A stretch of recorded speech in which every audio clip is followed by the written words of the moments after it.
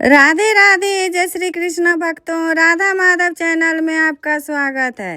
भक्तों, आपको मेरा वीडियो पसंद आता हो तो ज़रूर सब्सक्राइब, लाइक और कमेंट्स करें। साथ ही बेल आइकन दबा दें ताकि समय समय पर आपको मेरे वीडियो की नोटिफिकेशन मिलती रहे। भक्तों, आइए जानते हैं मौनी अमावस्या पर मौन व्रत के क्या नियम है और विधि क्या है। मौनी अमावस्या व्रत का पालन कैसे किया जाता है। भक्तों, मौनी अमावस्या के दिन मौन व्रत रखा जाता है। मौन व्रत रखना कठिन होता है, सभी लोगों के लिए यह संभव नहीं है। भक्तों, मौन व्रत का मुख्य उद्देश्य है मानव जीवन की सार्थकता, उच्च चेतना अवस्था और आध्यात्मिक विकास को प्राप्त करना। साथ ही यह भी समझना है कि मानव जीवन हमें क्यों प्राप्त हुआ है।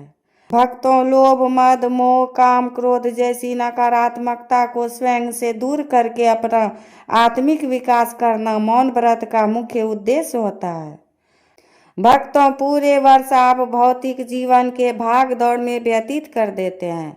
मौनी अमावस्या आपको एक ऐसा अवसर प्रदान करता है कि आप शांत चित्त से ईश्वर और स्वयं की खोज कर सकें। भक्तों, जो लोग मौन व्रत रखना चाहते हैं वे जान लें कि मौन व्रत के लिए 2 नियम हैं। पहला नियम, मौन व्रत स्नान करने तक रखा जाता है। उठने और स्नान करने तक के बीच के समय में आपको कुछ भी नहीं बोलना होता है और स्नान के बाद आप बोलकर हरि का भजन कीर्तन करें। दूसरा नियम, भक्तों, मौन व्रत का दूसरा नियम है पूरे दिन के लिए होता है। व्रत रखने वाला व्यक्ति संकल्प करके मौन व्रत रखता है। वह सुबह उठने से लेकर अगले दिन पारण करने तक मौन व्रत रखता है। यदि आप इस बीच में बोलते हैं तो आपका व्रत टूट जाता है और दोष का भागी बनते हैं। भक्तों, मौन व्रत की विधि जानते हैं। मौनी अमावस्या से पहली रात यानी 17 जनवरी की रात जब आप सोने जाएं तो इस बात का ध्यान रखें कि 18 जनवरी को सुबह उठने पर कुछ न बोलें। अपनी दैनिक क्रिया करें, स्नान करके सूर्य को अर्घ्य दें, पितरों को तर्पण दें और दान करें, उसके बाद बोलें। धार्मिक मान्यताओं के अनुसार मौन व्रत के बाद जब बोलें तो अपने इष्ट देव का नाम लें या भजन कर लें, कीर्तन कर लें। यह मौन व्रत करने से लेकर स्नान करने तक का है। जो लोग पूरे दिन मौन व्रत रखना चाहते हैं उनको पहले की प्रक्रिया का पालन करना है।